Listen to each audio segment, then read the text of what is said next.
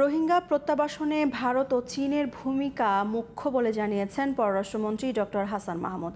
তিনি বলেছেন, মৌলিক অধিকার নিশ্চিত করে রোহিঙ্গাদের ফেরত পাঠানোই আসল সমাধান। কিরগিজস্তানে কোনো বাংলাদেশির হতাহতের ঘটনা ঘটেনি বলেও জানিয়েছেন পররাষ্ট্রমন্ত্রী। ওভারসিজ করেসপন্ডেন্ট বাংলাদেশ ও ক্যাপের আলোচনায় এসব কথা বলেছেন তিনি। আহমদ অনিকের রিপোর্টে বিস্তারিত।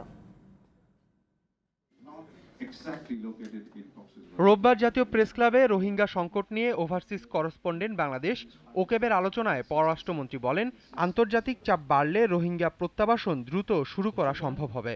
আমরা চেষ্টা করছি, আমরা আশা করি যে আন্তর্জাতিক প্রেশার যদি আমরা কন্টিনিউ করতে পারি এবং আইসিজে থেকে, international criminal court of justice থেকে যদি আমাদের পক্ষে, যেটি আমরা আশা করছি একটি ভালো রায় আমাদের পক্ষে আসে, তাহলে মায়ানমারের উপর আরও যখন প্রেশার পড়বে তখন মায়ানমার রিপ্যাট্রিয়েশনটা শুরু করতে পারবে। এখানে ভারত এবং চায়নার ভূমিকা অত্যন্ত মুখ্য। তাদেরকে যদি আমরা আরও বেশি করে এঙ্গেজ করতে পারি, আমরা বিশ্বাস করি যে এই সমস্যা সমাধান করা সম্ভব।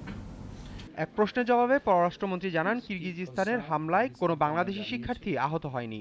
সেখানে যে বিদেশি ছাত্রদের উপর বিশেষ করে বাংলাদেশি ছাত্রদের উপর যে হামলা হয়েছে, সেই জন্য আমাদের ডিপ কনসার্ন আমরা ব্যক্ত করেছি। আমাদের রাষ্ট্রদূত আমাদের কিরগিজস্তানে নাই, উজবেকিস্তানে আমাদের রাষ্ট্রদূত আছে, রাষ্ট্রদূতকে সেখানে আমরা যেতে বলেছি এবং এখন পরিস্থিতি শান্ত আছে এবং কোনো বাংলাদেশি ছাত্র সিভিয়ারলি উন্ডেড হয়েছে বলে আমাদের কাছে সংবাদ আসেনি।